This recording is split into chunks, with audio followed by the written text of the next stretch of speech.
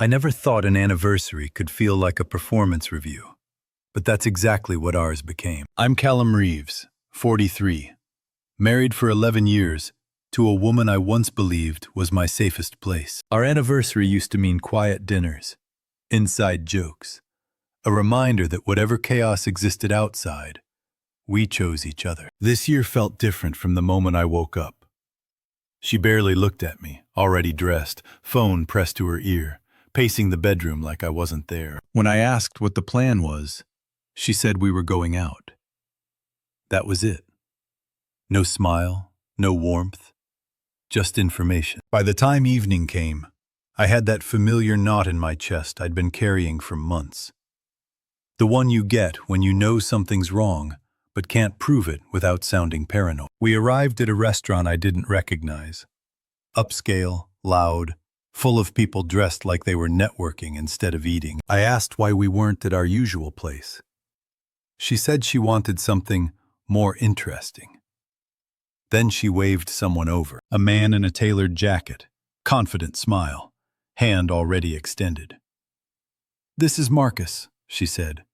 "My boss." I shook his hand, felt the way he squeezed just a little too long. He sat down without asking, ordered a drink without looking at the menu, and started talking like I was barely part of the table. Projects, late nights, inside jokes I wasn't meant to understand. I tried to tell myself it was harmless. People bring coworkers to dinners sometimes. But not anniversaries. Not without asking. Not like this. Halfway through the meal, Marcus leaned back, looked at me like he was amused, and said it casually, almost playfully. "She's mine at work. Everyone knows that." He laughed, expecting agreement. The table went quiet. My heart started pounding, not from anger, but from that cold realization that this wasn't an accident. This was deliberate. I looked at my wife, waiting for her to shut it down, to say something, anything. She didn't.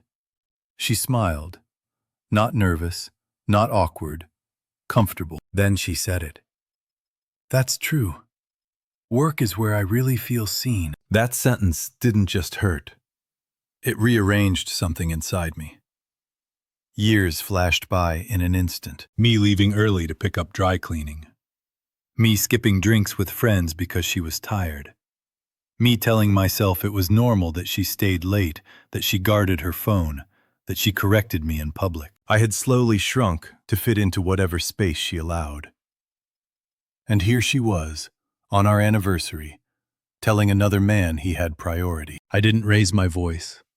I didn't argue. I just sat there, finished my water, and let the truth settle. This wasn't about work.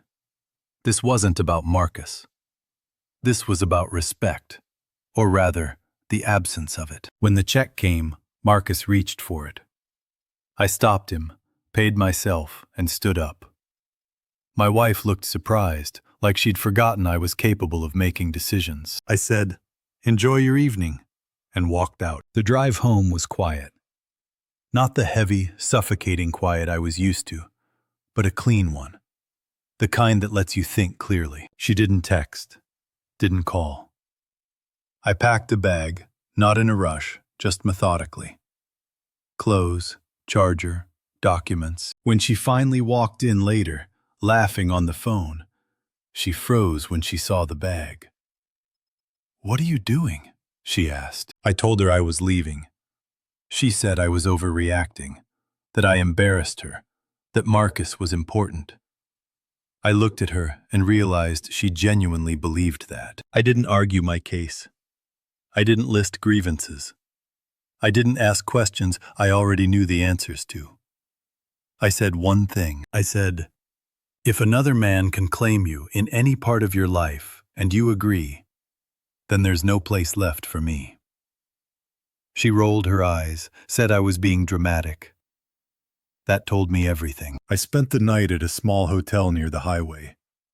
Slept better than I had in months. The next morning, my phone was full of messages. Anger, blame, confusion. None of them included an apology. Over the next few days, I started untangling my life from hers. Accounts separated, lawyer contacted, conversations shortened. Every step felt strangely calm, like my body had already accepted the decision before my mind caught up. A week later, she asked to meet. Said she missed me. Said work had been stressful. Said Marcus was just a boss. I listened, nodded, and noticed how none of it addressed what mattered. She didn't regret the disrespect. She regretted the consequences. I told her I hoped she found what she was looking for. She asked if there was someone else. I almost laughed.